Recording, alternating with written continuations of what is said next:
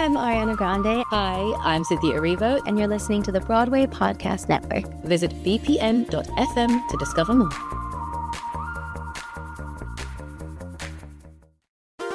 There's a cat over here. There's a cat over there. And the wrong one died. And the wrong one died.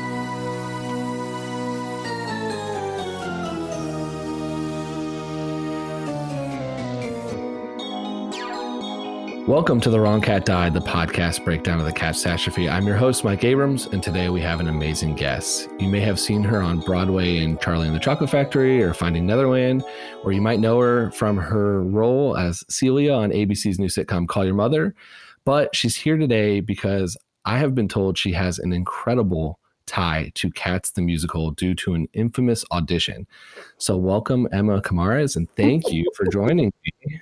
Hello. Thank you for having me. Now, we will get to this audition because one of your very good friends told me about this audition and I want to hear it directly from you. But before we do that, I always love to hear about your just history with Cats. So pre-audition, like how many times had you seen it? Had you seen it at all? Like what was your relationship to the show? So, okay, I gotta come clean. I don't know much about Cats. That's okay. You know, I've seen the Broadway show. I saw the revival with Colin. You know, I saw it live. The first time I saw it was on a VHS tape from the public library. I believe in the year 2001.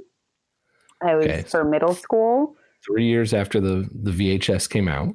Yes, 3 years after the VHS came out, I knew that. I rented it from the public library because I went to an arts school and I had to do I think it was a report or something with dance history. And I was like, okay, I'll watch the musical Cats. And I watched it on VHS and I was thoroughly confused and amused and entertained, and I was like, I have no idea what's happening, but I want to do that. That looks like a lot of fun. So what grade was that? That was like 6th or 7th grade. 6th or 7th. So junior high-ish.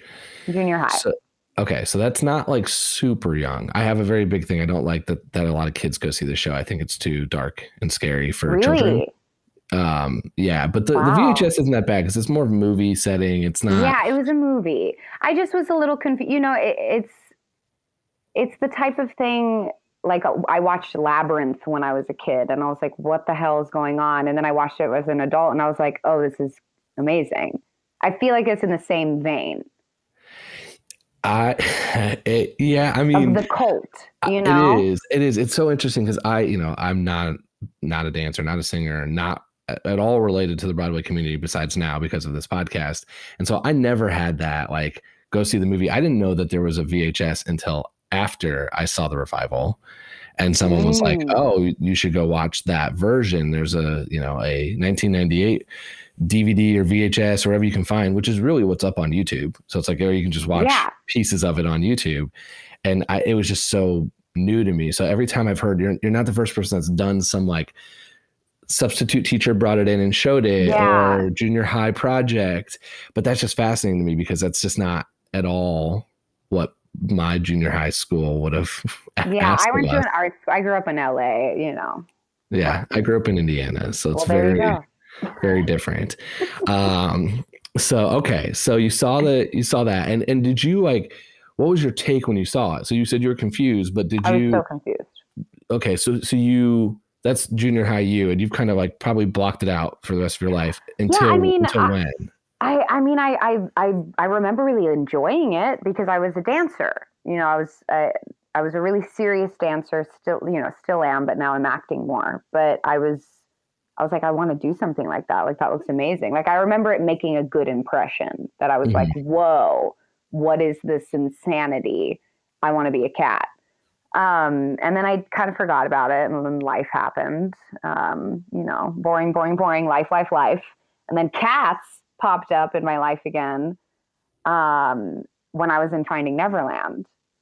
And it was like the hottest backstage buzz. It was like, oh my God, did you hear? Cats is coming back to Broadway. Oh my God, did you hear? Like Andy Blankenbuehler. Like it was like the number one hot goss of backstage of Broadway. So this is now what, 2015-ish? This is 2015, 2016. Yeah, 2015. Yeah. So you are on Broadway. On Broadway. And you're just, everything is, everyone's talking about. Everything is happening.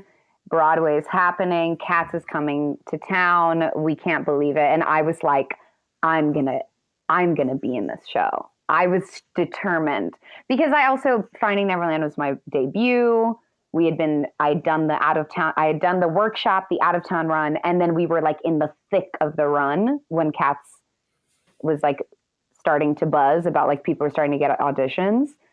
So I was like, oh, I am so ready. This is going to be my second show. I am doing it. Like, I can't wait to dance in a unitard. Like, let's go. I was very excited.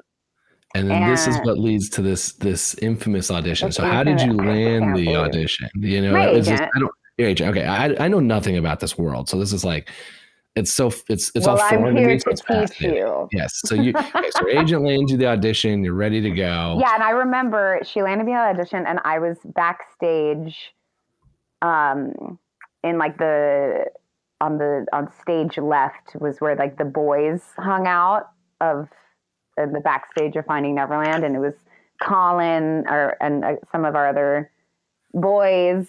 And we would always have our little tea time. You know, I'd walk over there and talk to them. And I remember talking to them and I was like, you guys, I think I'm gonna buy a white unitard for this audition. Like, what do you think? And they were like, go for it, do it. And I was like, you know what? I'm gonna do it. Like, I don't care. Can I curse on this Absolutely. podcast? I was like, whatever. I'm gonna fucking buy a fucking white fucking unitard. That was verbatim what I said. So I remember going to the Capizio store on Broadway, I believe in 50th Street. I went to the Capizio store. I like tried on a long sleeved white unitard that is just a touch translucent. And I took a photo of myself for my agent. And I sent it to her. I was like, this is what I'm wearing to the Cats audition. And she was like, I love it. Great. Everybody was just gassing me up. Everybody was like, yes, this is such a good idea, Emma. Live your dreams. And I was like, great. I'm amazing. I'm going to kill this. And I do have to give you some context of like my training as a dancer. Like if I was like a tap dancer or a hip hop dancer or just like a theater jazz dancer, I would not have done this. Because I have a lot of like, I have ballet and contemporary ballet training. So the only reason I had so much confidence in myself was because I have the technique to back it up. Mm-hmm. If I didn't have the technique to back it up, I wouldn't be so up my own ass about all of this, you know, because you have to know when you can be an asshole. You know what I mean? Like yes, I mean you're qualified for this role, and there's not a big population of people qualified probably for this. I was like, I have the technique, so I'm going to be an asshole. So I was like, I have the chops to back it up, so I feel confident enough to walk into this audition with a long sleeve white unitard. And that wasn't to say that I was like, I am going to be Victoria. That wasn't my goal, actually, and nobody knows this. This is exclusive intel. My goal was not to be Victoria. It just was to be an asshole and to be just like to wear a white unitard. Because I was like, why not? I'm bored. Let's have some fun. Because we only got one life to live. So I was like, I have really good ballet technique. I'm going to slay this audition. I'm going to wear a white unitard. So I buy the unitard. I show it to the boys backstage. They were like, this is phenomenal. Live your dreams. And I was like, you know what? I'm going to like kick it up a notch. And I had just bought this, like onesies, like the animal onesies that everybody loves. I had just bought a tiger onesie from Target. So I was like, I'm going to wear my tiger onesie over my white unitard during the warm up.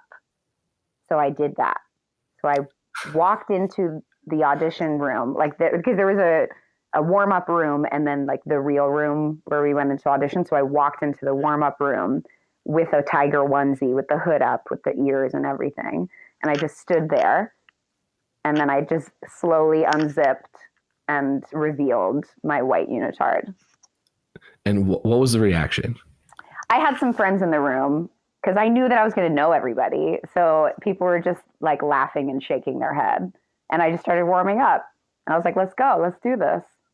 So you pretty much know most of this room. Like it's not a huge world that you're in. And so how many people in that room knew you were going to do that? And how many people saw the tiger? Oh, so no one knew. So you come in with tiger outfit and onesie and all, and just. And I had a high bun. I looked gorgeous. It was amazing. Just come in, make a statement. Yeah. And my body looked good because I was on Broadway. I was like doing 8 shows a week. So I was like, great, let's do this. I was 25. Yeah. Now, how many, I guess this is where I just don't know enough about the world. How many other auditions have you ever dressed up for? None? Like, is this like common? Is this? It's pretty common. It depends. Because this isn't, also you have to understand that is not dressing up for me. That's just being a little bit pointed and highlighted. Because I'm still wearing like proper dance attire. You know what I'm saying? Yeah, I guess. Okay. So this was not a costume for me. So you weren't like wearing a very flashy, dance attire outfit. I just was being an asshole. Got it. Okay. I'm trying to translate into my world, which is worthless because most of the people listening to this aren't more me. They're more Broadway people. But I grew up playing hockey, nice. and I like think of now I still play, and at this point when you're playing just beer leagues or adult leagues, it's like it's for fun. But every once in a while, someone shows up with like the face like shield that's like reflective or something. And it's just like. You've got to be really good to wear that in this game and not be made fun of or not be just ridiculed the whole time. Yeah. And so that's what it sounds like you did. Yeah. It's like, hey, this is still kind of like, quote unquote, your equipment. Yes. It's still the normal equipment, but it was a reflective mask. I feel like I need to get a tiger onesie to wear to a game one time and just like to the locker room. I think you should. And then, okay, so you didn't like go full... the cat's makeup and everything. No. I didn't have leg warmers or arm warmers or any of that shit. No. I just was in a clean, long-sleeved white unitard. No leg warmers, no nothing. Just a unitard. My hair was up in a high bun and I had like a cat eye eyeliner because I always wear cat eye eyeliner for auditions. And what was the reaction to the actual audition? Not the other people in the warm-up room, but like, was it recognized that there was this kind of like, I don't know what the term is, but like you kind of came in guns blazing a little bit. I did. And they were like, they looked at me and they just laughed and shook their head and they were just like, work, go, like live your dreams. They know that that I was a concert dancer before Broadway. They knew that I danced in companies and that I have strong ballet technique. So they looked at me like they laughed at first, like, oh, I can't, like, of course you did this, Emma, because you're so extra, and like kind of rolled their eyes, but they were like, go kill that audition, because they knew I could, you know. Yeah. Like one of my friends, Kurt, he's like phenomenal. He was in New York City Ballet, and then we did the workshop of American in Paris together, and we were in the same group. And I think I went last. I was in the last group, and he like, what did he say? He's like, oh, like everybody's been waiting for this. Like, Emma's going up now. Like everybody's waiting. And it was funny. Like I really killed it. I remember being like, I was so on my leg. I was so like everything. It was one of the best auditions that I've ever had. And you went in even knowing that you really didn't even really want the role. You wanted to go in and deliver. I just wanted to deliver, and I wanted any role possible. I just wanted to be in the show. I just wanted to dance in general. I just wanted to dance. Because I'd been doing the same show for a couple of years already. So I just wanted something new. So I wasn't like Victoria or nothing. I just wanted to make a statement, and I wanted to have fun, and everybody was taking it so seriously. You have to understand that, like, the way that Broadway people like talk and think about Broadway and refer to Broadway is as though we are doing heart surgery, and is as though like somebody's life depends on it. And I was always of the dance world, and I always was into film. So I never was a big Broadway person. So every time I would come into Broadway, at Broadway circles and communities, I would just kind of be like, but it's not that big of a deal. And I would always get a lot of shit for saying that, because I'm like, whatever, it's just it's a musical. Who cares? It's not heart surgery. But people are like, oh, how dare you? It's Broadway. It's Cats. So that was kind of the sentiment behind it, was that I was like, we're not doing heart surgery. It's just a musical. Like, everybody calm down. Let's have some fun. Because if we're not having fun, then why are we doing this at all? We should be having fun. This is amazing. Like, one of the original cast members was at our audition, teaching our audition. Like, that is history. It was beautiful. It was amazing. And I was like, this should be fun. But also, you need to kill it. Like, if you're going to walk in with a white unitard and a tiger onesie, you have to have the chops. So that was my whole thing. It's so fun to kind of think about it. It's refreshing to hear that, because being someone who's not really part of the community by any means, I have a whole show devoted to just why I think the story was written wrong. That's the premise of the show.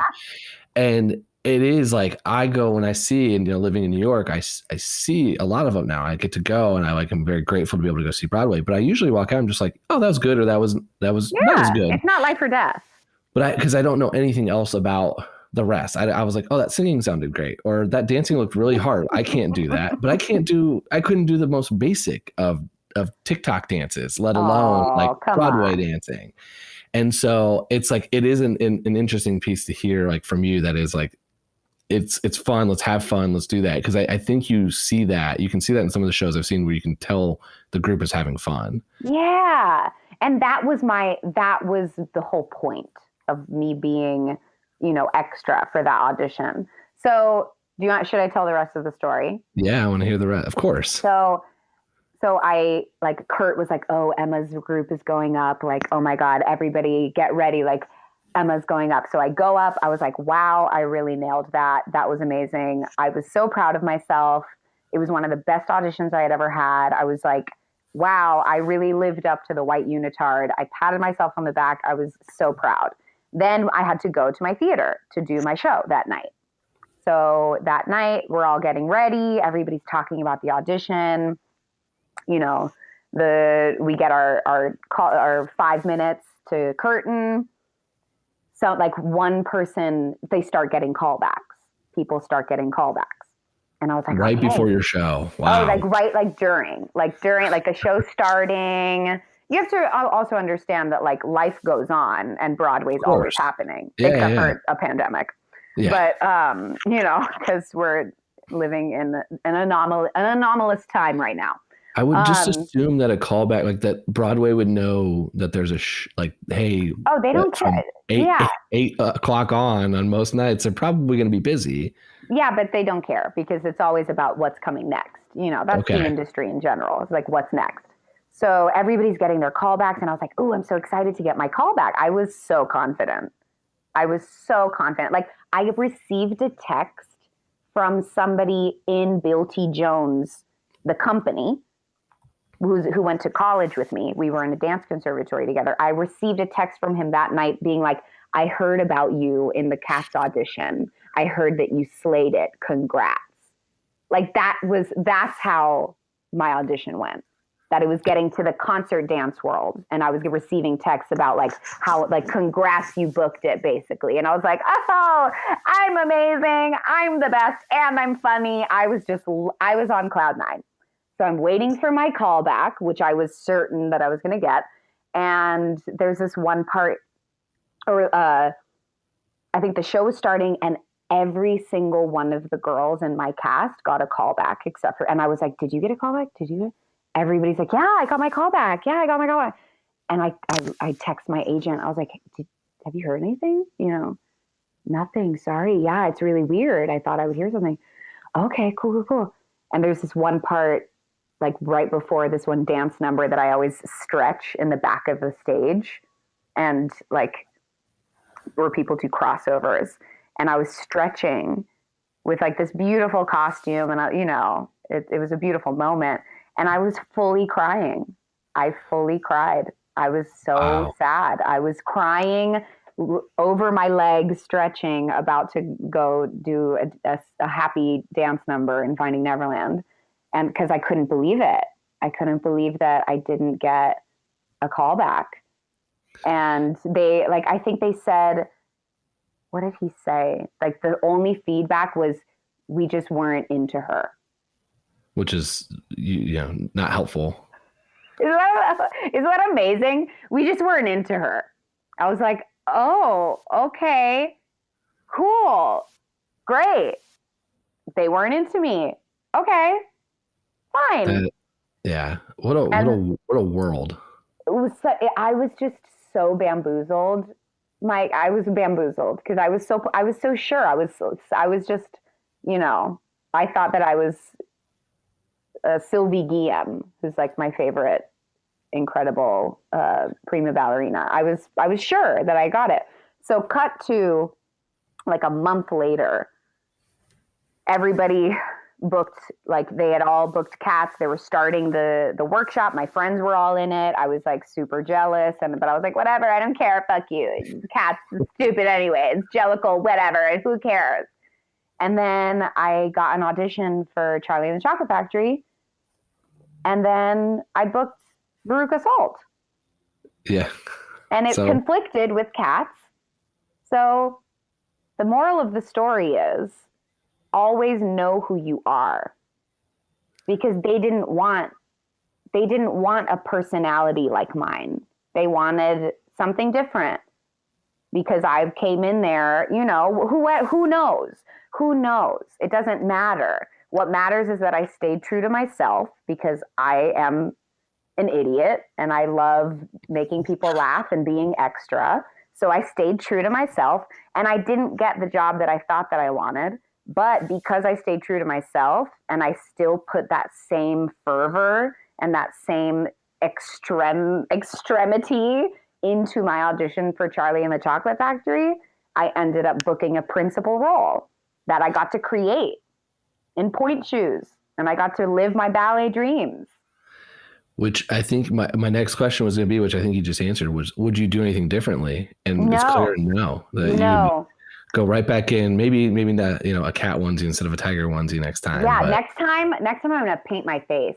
Next time I'm going to paint my face. I'm going to get the leg warmers. I'm going to get the hand warmers. I'm going to do ears. Just go, because we only have one life to live. I'm not going to take something so seriously that is so silly. Because look at the show. It's a silly show. Like, I'm going to take it seriously. What I'm going to take seriously is the work, the technique, and the commitment to the work. But I'm not going to take myself seriously, because that's just, what's the point? That's why I love drag queens so much, is because they are committed to what they're doing and they give 100% in their show. But at the end of the day, they know that they're a man in a dress, and they're not going to take themselves seriously, because we have to have fun. You have to lighten the mood. So that was my whole lesson from that, because I really was devastated that I didn't get a call back. I truly was crying. Those were real tears of sadness. Yeah, it has to hurt. It's definitely got to be a tough business. I mean, so I do love the fact though that, like, one is that it worked out, and in the long run, a good thing came from it. Yeah. But also there is the the knowing that like you'd go back and do it again. It was like it was a decision that you made, and you can live with decision if that was just the wrong decision because that's not what they wanted, but that's still how you would go back and do it again, which is because it's me. All you want. Yeah, it's me, and that's who I am, and like I'm still working on loving myself, you know, as I feel like we all are. We're all on a journey of self-love. But I think that was a huge lesson for me in not people pleasing and just staying true to who I really am and to what makes me shine. Because what made me shine was what gave me a role that I didn't even know that I wanted. Mm-hmm. Which, you know, should in the long run always be better for everybody, is to sing for yourself. So I want to pivot to the show now, but the way I want to do it is I want to talk about your new show. Okay. So I have been watching, and I love your character. Oh my God. I can't wait for you to watch the rest, because it's only been the first 3 episodes. 3 episodes. I've watched the first 3. You hardly have seen anything. Yeah. I know. And your character is also a little extra. So extra. Which Shocking. is super fun to watch. So what I want to do is, because when we'll get to my thesis on the show towards the end, and I'm curious to hear your take if you agree with me or not. But what I want to do is I want to talk about your show. I want you to tell me a little bit about it, but then, you know, for anyone who hasn't had a chance to see it yet, you know, only 3 episodes in, but then I want to go through each one of the main characters, and I want to pick out which cat they'd be. Okay. And I've done a lot more thinking than I probably should admit that I've done about this for who they should be. And I have some, but I want to hear what you think as well. Oh. But first, tell me a little bit, tell me more about the show. Tell me about what it's like, how it's been. And for anybody that's listening that hasn't had a chance to see it, like what they're going to get. Well, so I'm doing this new ABC sitcom called Call Your Mother. It's on Wednesdays at 9:30. It's a show about an empty nester. The mom is played by Kira Sedgwick, and she isn't able to reach her son because she's an empty nester in Indiana. I believe she's in Iowa. She's in Iowa. Iowa. You said very Indiana. Grateful that it wasn't going to just rain on an Indiana parade. No, it's in Iowa. We can pick on Iowa today. That's great. And she calls her son. She can't reach him, so she moves.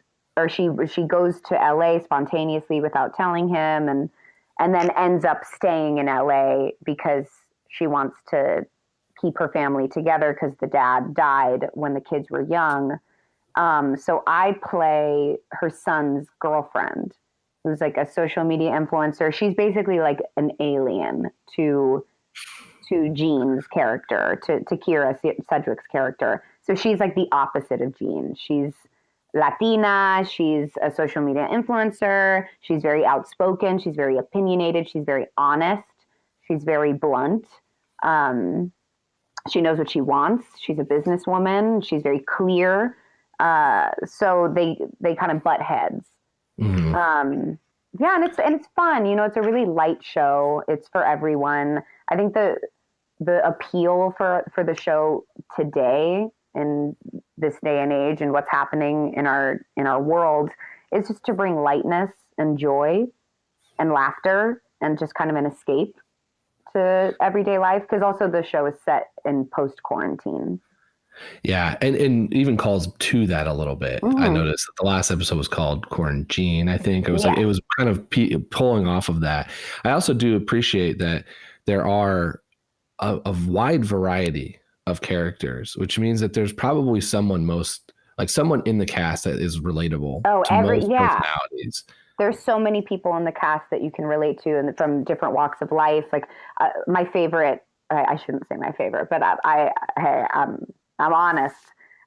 Sherry Shepherd is on the show. She's now a recurring role. She started as a guest, and she plays Jean's best friend. And she's just like such a breath of fresh air, just in general in life. I love her so much. But she's a great role. She's just kind of like the best friend who likes to watch bad TV and wants to critique everything. And she just gives her opinion, and she's just really funny. And Austin Crute plays Lane, who's Rachel Sennett, who plays Jackie, who's Freddie's sister. He plays the gay roommate that he like. You'll see later on the episodes, he does music, and he's really sassy and fun and his own unique person. Everybody's just bringing themselves to the table, and like we all really like each other, which is amazing and doesn't always happen in life, in jobs. But I'm really lucky that we really are having a lot of fun on like doing this show about reconnecting to family and about joy. Yeah, I've thoroughly enjoyed it. I mean, it's 3 episodes in, so and when we're recording this, I don't know how many we'll have by the time it's launched. But while recording this, has been 3 episodes, so I'm basing all of my knowledge off the first 3 episodes. Cute. And I want to hear what you think. So I'm going to go through each character, and I want you to tell me who you think they would be, like which cat they relate to. I'm going to be bad at this, by the way. That's okay. I'm ready for the answers too. So first is Jean. Jean, I think she has to be Grisabella, right? Doesn't she have to be Grisabella? Main character. I had her as Jenny Any Dots, which is like the mom character. Oh, I don't even remember who that is. We might just run through these. I'm so bad. You should say them first, and then I should just agree or disagree. Okay. So everybody listening to this is going to be like, "Wow, she's useless." You know Victoria, right? I know Victoria. Okay. So let's go. Who would be your character?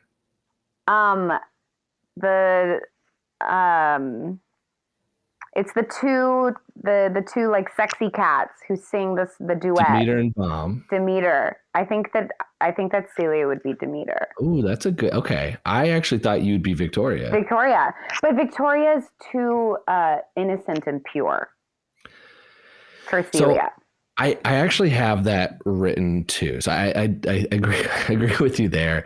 But I also put Grisabella. There's a lot of theories that Victoria Grisabella was Victoria. Yes. But she went through some stuff. You're right. And so I actually think your character is like somewhere in between those two. Like you're hopefully not going too far down that path to Grisabella's world, but your character has a little bit of that. Celia has a lot more sass. I feel like. Yeah, which would be Bomb and Demeter. So that does she has work. a lot more sass and a lot more confidence. Okay, so let's go to I had Jackie, the sister, placed as one of those two. Really? But she's a little bit more reserved, it feels like. She's a little more reserved. She's a little more like the two. She's a little more reserved, and I don't want to say dorky. That's such a terrible adjective. I mean, because I also don't want to give away like how her character develops in the show on Call Your Mother, but I think because she has depth to her also. Like she's not innocent and pure or sexy and confident. So let me tell you the depth of Demeter's character then, because I've spent 30 plus episodes thinking about just the storyline of this. Nothing else, not the dancing, the singing, or anything else, just purely how it was written of a story. And I generally base most of my thought in sitcoms because that's the type of TV I love.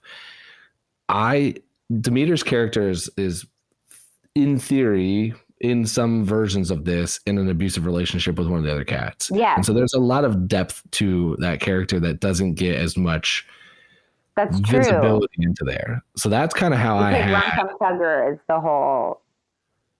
He's the abuser. No, it's McCavity. McCavity. Yes.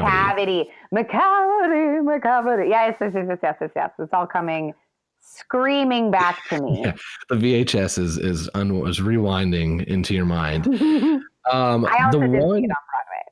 Okay, so you saw the revival. And Samantha Sturm, I think, played Demeter, and it was amazing. What about your boyfriend? What about the son, Freddie? I had a lot of trouble with Freddie because I don't think there's a parallel. There's not. I was thinking Mungo Jerry and Rumple Teaser are like Emma and Joey's dynamic. Like us in real life, our dynamic is Mungo Jerry and Rumple Teaser. Oh, that's fun. Okay. Which that's super fun. I actually had a director session with John Hooper to play Rumpelteazer for the movie. Really? Fun fact. They did that as the original British version. They did. And so I sang the slow one. It was like, Mungo Jerry and Rumpelteazer. It was a different melody. It was because I remember asking all my Cats friends to be like, what is this melody? And they were like, what? Like, because it was for the film. It was a different. I had to I had to have a whole session. It was a whole thing. It was very different. I was not prepared for that because that was one of my favorite parts when I saw the revival the first time. I saw it twice. The first time I saw it, I knew nothing about it. Walked in, walked out, like mesmerized. Wasn't told anything. Didn't know the history. Never watched the VHS. Oh my God! Had Just an a acid ticket. trip. Yeah, and was dead sober, which was a mistake. And so that was the one song that I sang for like a week. Wow. And then when the movie came, and I heard the what? remix version, or I guess really it's the original. It's the original. I was not happy because I was really excited to see how they did that scene. Yeah, they made it different. But I almost booked that. Another almost. Well, it wasn't almost for the Broadway one. Did you wear your no, white? It was on Skype because he was in England, John Hooper. But do you know what he said? He was like, Andy Blankenbuehler had the best things to say about you. And I was like, oh, he did? Wow. Isn't that funny? Life is funny. It is. It is an interesting. It's kind of fascinating just how everything kind of sometimes comes full circle. And that was a full circle moment for me because the Broadway audition really, it was a moment. It was a traumatic moment for me. Yes, so that was my redemption. I was like, well, I'm going to be in the movie, but then I didn't get the movie. So yeah. Let's run into rapid fire. Okay. And we'll lead to kind of my last question, which is I'll give you my argument, but I'd be curious to hear if you want to agree or disagree with me. But first thing is, who did you like really? I know you said you wanted to just be anybody, but if you had to pick of choice, which character would you want to play? I would want to play. I have two answers because I do want to do the Victoria solo just because it's such a beautiful adagio. And just the ballerina in me would love to do that. But I think I would want to play Demeter. Now, I want to reframe this question for the rapid fire. What if you just ignore, like, this is my skill set, this is what I'm good at. Like, if I could do anybody, would that change your answer? If I could be anybody, I think I'd want to be McCavity. The villain. The villain, because that's so fun. Yeah, I feel like with everything you've told me about with everything you've told me so far, I feel like you would do McCavity or Rum Tug Tugger, like the rock star. Yeah. The rock star. That's what I meant. That's Tugger. I didn't mean. Oh yeah, you would. I always get those two mixed up. I'm terrible. Useless. I want to be Rum Tug Tugger. Extra role. The Terrence Mann role. Yes, it was Tyler Haynes in the revival. Yes, Tyler Haynes. Yes. Okay. I feel like that would be. Yeah, I want to be Rum Tug Tugger. You would have a lot of fun with the personality of doing that each night. What is your favorite and least favorite character in the show? Oh my God, I don't know. I think my favorite character maybe is. What's the little one who sings like the memory? What is it? Grisabella is the main one. Not Grisabella. Not the old one that sings memory, but the little one who she like. So, it depends on the production. I've learned, but I think it's one of the younger. It's one of that little tiny kitten. That she like comes out and then she sings memory like an octave up. It's the cutest moment, and I think it's so precious, and I love that moment. Okay, so that's your favorite. What about least favorite? Do you have anybody that you just? Least favorite? I mean, I liked the tap number because it was this amazing tapper on the Broadway show, but I could do without the tap number, I guess. Okay, so that's the mom. That's the one that in the movie also gets a little weird. Yeah, I could do without it because I'm like, okay, I get it. Like, again, if you're talking about skill set, I admired it. I respected it. She was fabulous. But I was like, why? They're in unitards. I want to see ballet and contemporary dance. I want them in the floor. I want them crouched. I want them on all fours. I want to see dance. I don't want to see no tap. That's my. I love it. I love it because you're coming from your lens, and I watch this from a totally different view. Yeah. As like an outsider, just having no idea, don't know anything about contemporary dance, don't know anything about ballet, don't know about any of this, and I'm just like, that looked hard, and I was like, so that was hard. cool. It is hard, and that's why I love it so much, because you don't understand, like, these dancers, and especially it's a raked stage. The stage is tilted. It's really? A raked stage. So a normal Broadway stage is flat, but a raked stage, it comes from the Shakespearean days, that to give better sound, like in a proscenium, the stage would be tilted down. It was so it basically tilts towards and so that everybody could see in like an arena. So it was better for optics and for audio if the stage was raked. So it's an old school thing. So whenever you have a raked stage, like in this day and age, it's just evil because it's so hard on the body. Like even walking on a slanted stage is you are prone to injury. So if you are dancing the choreography of Cats on a raked stage, the amount of respect I have for those dancers is like through the roof. Like I never knew that. Phenomenal. And then like it makes it even more impressive because you see all these things, and if it's like, oh, you're on your toe and it's pointed down, like the stage is pointed down, like that's. So think about what that does to their legs. Yeah. Wow. So you learn something new. I know so little about this anyway, so it's like I always learn something dancers are the best dancers on Broadway, the best dancers in the country. Like they're phenomenal. Well, and that was when I first saw it, and the whole premise of this came up. I was very angry at the writing of the story. I'm sure. I was like, but the like everything else, the singing, the dancing, everything else, was like, that looked really impressive. This is like top of their field, really cool, really unique, really different.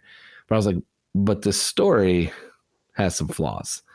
Oh, yeah. And that is where I've kind of spent I didn't all even of my understand time. what it was. Like even when I was in the audience at the Broadway stage, I was with my friend, and I was like, what just happened? When it ended, I was like, what? I didn't even know that she died. I was so confused. Yeah, I mean, they murder a cat to end the show. I was so confused. I was like, the moon is coming down. I was like, what? I also was not sober, so. I wish I was given that recommendation. I was not. I was like, what's happening? The first time. Okay. Last question is favorite song from the show. I loved the song that Colin did. With the train. I loved it just because it was Colin. Yeah, I have a beef, which I discussed with him, and I don't know if his episode I'm will be biased, out. though. Yeah, I don't know if his episode will be out by the time this one's out, so I'll save most of my beef for that. Okay, I'll have to listen. I was traumatized by his particular the way that they designed the set, shined a light into the crowd, and it like blinded me. Like it hit me. Traumatizing. And so I remember being like, oh, this is fun. And then I was just like, the minute it hit me, I couldn't see. I was like, I don't like this cat anymore. You were personally offended. So I had a very long conversation with Colin about that. I understand. But it's a fun scene in general. Fun scene. And it's cool Colin to see, was just so good. Yeah, and they build a train. Like that's cool. That was a big deal. Yeah. It makes absolutely no sense. I don't know why. I don't know the motivation for it, but I was along for the ride. Well, he's the railway cat. Sure. That's it. That's the whole time. That's the whole time. There's not a lot else besides that he's the railway cat. That number. If I took a cat's quiz right now, I would fail. I can answer one line of questioning only, and that's it. And that's all I know is the story. The story. So I the same thing. You could say, oh, this person did this, or what's the little offbeat cat who said this? I'm like, I don't know, but I do know that number was not the way that this should have been, and this is the story here, and this is what happened. That. And that's my last question, which is I have argued, and the reason this whole thing exists is that I don't think Grisabella should have been the cat to die at the end. She shouldn't have been the choice to die because it's a reward. I know you probably haven't put any thought into this, but do you agree or disagree with me? Do you think she was the right choice? Let's just talk about the lifespan of a cat in general, like an actual cat. Like I had a cat that lived to 17 years. Wow. By that time, it's like, just put the cat out of their misery, you know? I feel like Grisabella was like, she was 18. It was time. It was time. She needed to go. It was her time. Yeah. With that argument, though, that argument is the argument for the character Gus, who is even older. Gus. Oh, I forgot about him. And he's the number one argument against her. You're absolutely right. Right. Yeah. I completely forgot about him. There's so many of them. Oh, there's like 25 characters total, I think. And there's some that are playing multiple. Each one's get the songs. I think I found that there's like 9 that really I thought were contending for the right to die. Okay. And because I looked at it as a singing competition. So do you think that McCavity should die? Because he's McCavity's too villainous. Like he didn't. You need him. He didn't deserve it. He didn't deserve but it depends on how you. Because this is a good thing. Because we want. It's a good thing. Yeah. Who deserves the prize? So it depends on how you examine it. Okay. Most people examine it with Grisabella's the redemption story. True. Or Gus is the older one that's lived his life and should go. Those are the two kind of common arguments. I argued that this was because I saw it with Leona Lewis, The X Factor. And it's a singing competition. And so I wanted to see who had the best performance. Who was the most entertaining for me? Who did I remember most? And that to me was Tugger and Mistopheles. Oh, yeah, Mistopheles. And so that is how I argued it. I agree with anything you say. I appreciate the support. I know I've spent more time thinking about this, but I really wanted to hear, and I'm glad because not only did I get to hear about your audition, but I just love the message behind it, which is like, I know what I'm capable of doing. I'm going to go own it. I'm going to go. I think I was made to believe by your friend that it was like, I was expecting full cat hair, wig. Yeah, well, it's Colin telling the story. So if he told the story, he's like, she was in the White House and then Obama came out. Yeah, no, come on. But I do love that you just owned your truth. That was my truth. And went with it, and it all worked out. In the long run, it all worked out because you're on ABC now. Because I'm on ABC now, and I'm gonna get a white unitard somewhere into ABC just for this podcast. Just for this moment, I'm gonna find a way to get me in a white long sleeve unitard just for you, Mike. Social influencer. Oh yeah. Gonna go viral. I'm gonna find that picture of me in the white unitard. I would love the Capizio dance store. I would love to include it in the description and everything in this. I need to find it. I need to. That would be phenomenal to include that for the visual for this audio form. Oh my God. So my last question is, how can we find you on social media? Stay in touch with you. My social media, my Instagram and my Twitter are different. I think it's Emma Caymares on Instagram, and then it's Emma Sophia Kai on Twitter. I'm new to Twitter. I just got a Twitter like a month ago. Okay. Are you enjoying it? Are you tweeting a lot? It's so funny and ironic that I play a social media influencer because, social media is a funny little dimension. But it has its purposes and it has its ups, its pros. But I just preferred the real world. Absolutely. Well, thank you for being here, for being on this episode. And thanks everyone for listening to this episode of The Wrong Cat Died, the podcast breakdown of the catastrophe. To follow along, you can subscribe on Apple Podcasts, Spotify, Stitcher, or anywhere else you listen to podcasts. Follow us on Twitter and Instagram @TheWrongCatDied, or check out our website, thewrongcatdied.com.